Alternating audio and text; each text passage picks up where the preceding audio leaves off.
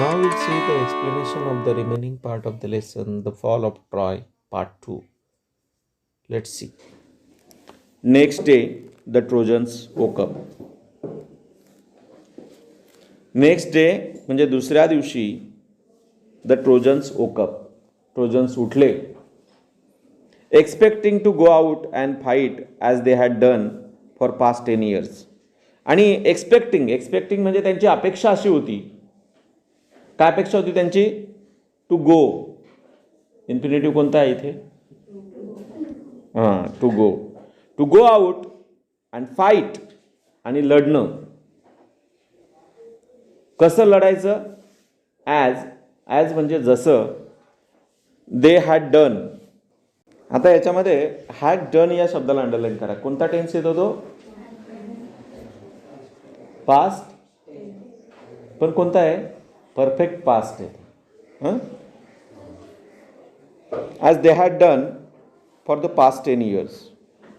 What delight and surprise they felt at the sight they saw on the seashore outside the walls. आता हे exclamatory sentence आहे. कोणतं आहे? Exclamatory म्हणजे उद्गारवाचक वाक्य आहे. What delight and surprise they felt at the sight they saw on the seashore outside the walls. म्हणजे काय आश्चर्य नाही का? नगराच्या भिंती पलीकडचा समुद्र किनारा पाहून त्यांना केवढा आनंद आणि आश्चर्य वाटलं.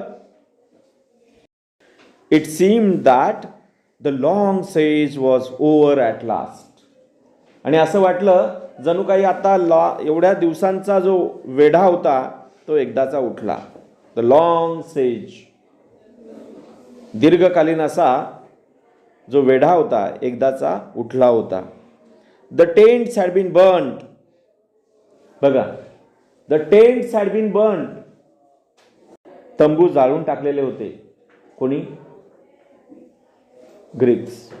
हे या वाक्याला अंडरलाईन करा बरं. The tents had been burned. Had been burned ही जी रचना आहे, हॅड बर्न्ड नाही आहे तिथे. तिथे काय आलंय? Had been burned. मग ही जी रचना आहे तर ती पॅसिव्ह व्हायची रचना आहे. कोणती? या वाक्यामध्ये द टेंटचे ऑब्जेक्ट आहे. ऑब्जेक्ट म्हणजे कर्म आहे. ते जाळण्यात आलं. आता कोणी जाळलं ते इथे लिहिलेलं नाही आहे. मग जेव्हा अशा पद्धतीची वाक्यरचना असते त्याचं पॅसिव्हचं ॲक्टिव्हमध्ये करताना काय करायचं? तो जो कर्ता जो आहे तो आपण ॲझ्युम करायचा. कोणी जाळलं होतं? ते ग्रीक्सनी. बरोबर. जेव्हा अशा पद्धतीचे कर्ता वगैरे माहीत नसेल आपण लिहायचं दे. काय लिहायचं? They had burned the tents. Active करताना काय करायला लागेल? सब्जेक्ट वर्ब ऑब्जेक्ट लिहायचं ना आपल्याला. मग काय येईल वाक्यरचना? They had burned the tents. तो बिन निघून जाईल त्यातून. कळतंय? आणि पॅसिव्ह करताना हॅड बर्न्डचं काय होतं? Had been burned. कळतंय ना? पुढचं वाक्य आहे the shore was deserted. What was deserted? The shore म्हणजे काय? समुद्र किनारा. The shore was deserted. Shore म्हणजे समुद्र किनारा. वॉज डेझर्टेड म्हणजे तो काय करण्यात आला होता? किनारा सामसूम होता. आता कोणी डेझर्ट केला होता बरं तो? Who deserted? The Greeks deserted the shore. म्हणजे ग्रीक्स निघून गेले होते तिथून. The Greek ships had all gone. Had gone पुन्हा आता इथे कोणता टेन्स आहे? परफेक्ट पास्ट टेन्स आहे. The Greek ships had all gone म्हणजे सगळी ग्रीक जहाजं निघून गेली होती. It's peace at last, they cried, and opened wide their gates, and came out in large numbers on the plain, glad to be free again, to go where they pleased.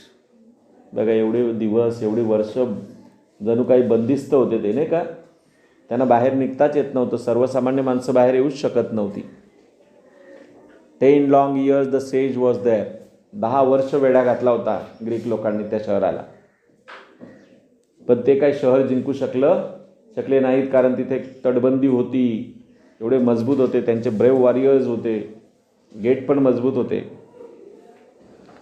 It's piece at last, म्हणजे चला शेवटी शांतता झाली, ते सर्वजण ओरडले.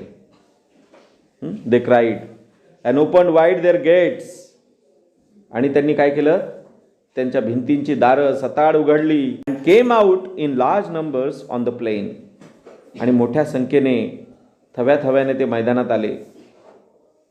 Glad to be free again to go where they pleased, जेथे वाटेल तेथे जाण्यासाठी ते आता पुन्हा मुक्त झाले होते. Glad to be free again to go where they pleased. आता याच्यातलं इन्फिनिटिव्ह कोणतं आहे बघ? हां, बरोबर आहे, कोणतं? To go, right. Then they saw on the sands the huge wooden horse. नंतर आणि मग त्यांनी वाळवंटात तो अजस्र लाकडी घोडा पाहिला, तो मोठा असा लाकडी घोडा पाहिला. The huge wooden horse.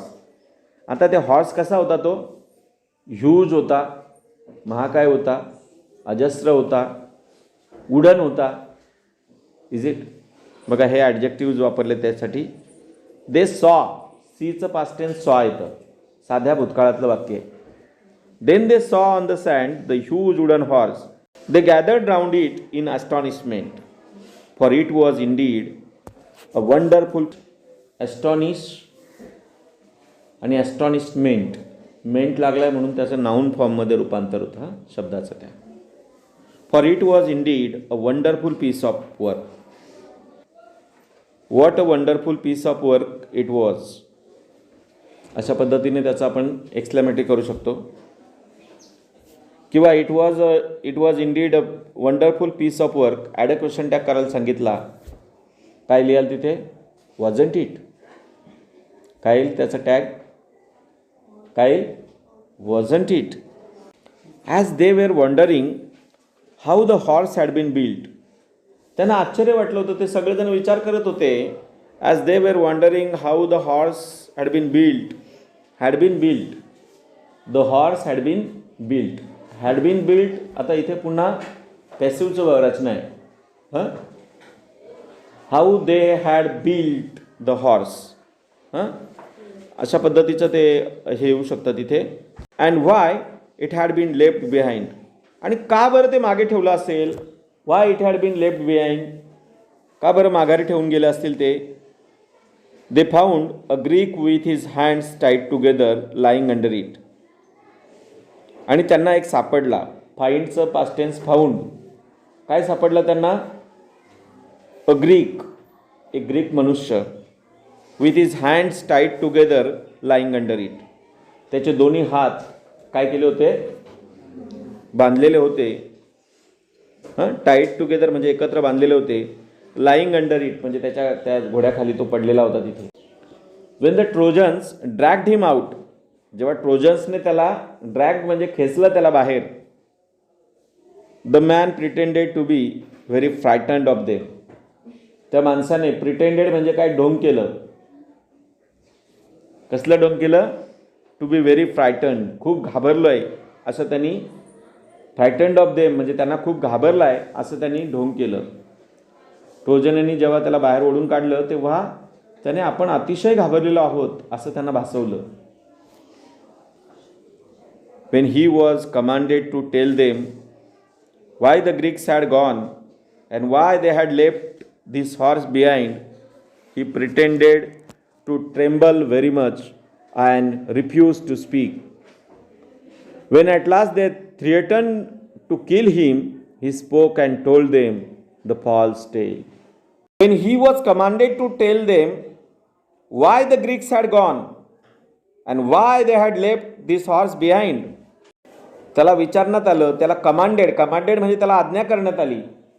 काय करण्याची आज्ञा करण्यात आली त्याला? टू टेल म्हणजे सांगण्याची. इन्फिनिटिव्ह कोणतं आहे याच्यातलं? To tell them why the Greeks had gone. का बरं ग्रीक्स गेले असतील? वाय म्हणजे का गेले बरं Greeks? Y they had left the horse behind. मग त्यांनी हा हॉर्स जो आहे, Y they had left this horse behind, त्यांनी हा घोडा बाहेर का बरं ठेवलाय?